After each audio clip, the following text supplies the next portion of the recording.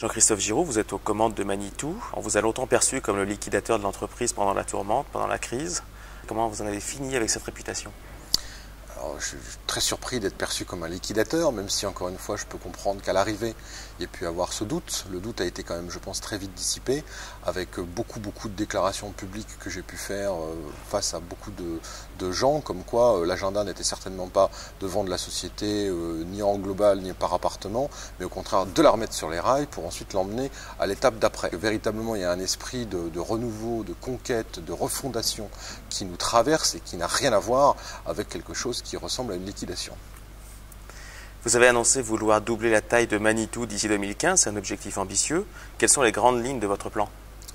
Le plan, c'est finalement d'abord de remonter au niveau du pic historique d'activité, qui était d'1,6 milliard, là où nous allons faire à peu près 1,3 milliard cette année, et puis ensuite sans doute de le dépasser, pour remonter vers la barre des 2 milliards, donc être quelque chose qui va être une forme de nouveau record.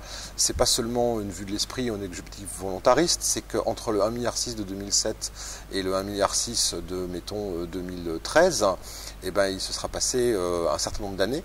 Et chaque année, nous, on augmente notre marché adressable, puisque nos machines finalement viennent gonfler les parcs se renouvellent et reconstituent du chiffre d'affaires à nouveau. Donc mécaniquement, on est sur un chiffre d'affaires qui croît. En même temps, le marché adressable s'étend, puisque à peu près chaque jour, nous, nos clients, nos utilisateurs inventent des nouveaux usages, des nouvelles idées, des nouveaux marchés, et que les pays lointains, qui ne savent pas ce que c'est que des moyens de manutention sophistiqués, finissent par y trouver goût un peu. Donc en plus de ça, le marché historique donc s'étend, et le marché nouveau s'étend tout autant. Donc il n'y a pas de raison qu'avec en plus un petit peu de croissance externe, si les conditions étaient réunies, on n'arrive pas à dépasser cet objectif de 2 milliards. Vous parlez de croissance externe, ça a été le cas pour Gale et Mustang, qui sont deux marques américaines qui ont bien leur place sur leur marché domestique. Comment est-ce que sur les autres marchés, vous allez réussir à les placer l'une par rapport à l'autre? Alors il y a peut-être deux réponses à cette question. Commercialement, aujourd'hui, on a stabilisé les réseaux Gale et Mustang dans chacun des pays où elles sont présentes, ces deux marques. On avait fait en sorte de maintenir dans chaque pays l'importateur historique que, à l'époque, Gale Company avait placé. Et on travaille avec ces gens comme de par le passé. Et puis l'autre marque, qui était plutôt, elle, on va dire, saupoudrée sur quelques concessionnaires, on a fait en sorte de l'accoler aux concessionnaires Manitou de ce pays-là. Du coup, on arrive à faire cohabiter dans chacun des pays, Gale, Mustang et Manitou, mais sur des logiques un petit peu différentes et donc complémentaires. Ça, c'était la réponse commerciale. Et ce travail a déjà été fait. La deuxième réponse, elle est sans doute plus intéressante parce qu'en fait, elle pose la question de la différenciation des deux marques l'une par rapport à l'autre.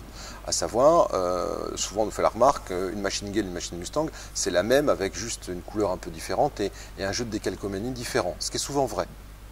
Mais nous, on va essayer maintenant, on va s'atteler avec nos collègues américains à essayer de différencier les deux marques. Alors c'est un travail passionnant, parce que ça veut dire, est-ce qu'il faut en positionner une plutôt sur l'agricole et l'autre plutôt sur la construction et le TP? Est-ce qu'il faut en positionner une sur le premium et l'autre plutôt sur, on va dire, l'entrée de gamme? Est-ce qu'il faut en positionner une pour un travail de professionnel et l'autre pour des gens qui ont plutôt besoin de machines d'appoint?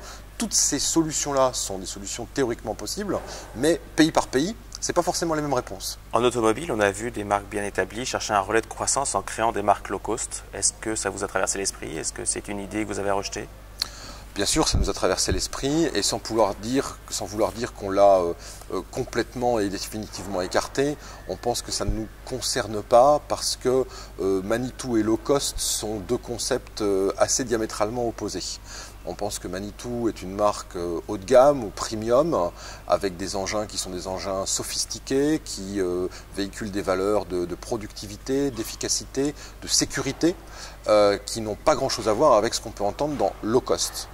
En revanche, la marque haut de gamme dont on parle là se doit d'avoir des entrées de gamme, de la même manière qu'elle doit avoir aussi des modèles beaucoup plus, on va dire, riches ou mieux finis. Donc c'est plutôt sous une même marque, pour Manitou en tout cas, que j'aimerais pouvoir gérer cette différenciation qu'au travers d'une marque dite low cost qui tirera inévitablement le marché vers le bas et nous créera aussi des problèmes inévitables de distribution avec les concessionnaires qui ne pourront pas avoir accès aux deux marques mais qui le demanderont quand même. La France vient de basculer à gauche aux dernières élections présidentielles. Beaucoup de gens ont critiqué l'éventuel nouveau gouvernement avant même qu'il agisse en disant que ce serait pénalisant pour l'industrie française. Est-ce que vous avez une opinion là-dessus? Est-ce que vous, par rapport à ce qui était annoncé lors de la campagne, est-ce que vous voyez des éléments négatifs ou positifs qui pourraient impacter l'industrie française ou Manitou en particulier? Sans vous faire une réponse de Normand, je n'y vois ni du positif ni du négatif. J'ai tendance à penser que derrière les idéologies de droite et de gauche, il y a des réalités économiques qui sont peut-être plus urgentes et plus pressantes. Moi, je constate que Manitou est une société industrielle, basée en France, en tout cas en grande partie, et avec une histoire française, une société qui est méritante aussi, qui a fait le choix de rester dans ces territoires, de travailler avec des réseaux et des filières qui sont également locaux, et que c'est quelque chose qui nous va bien.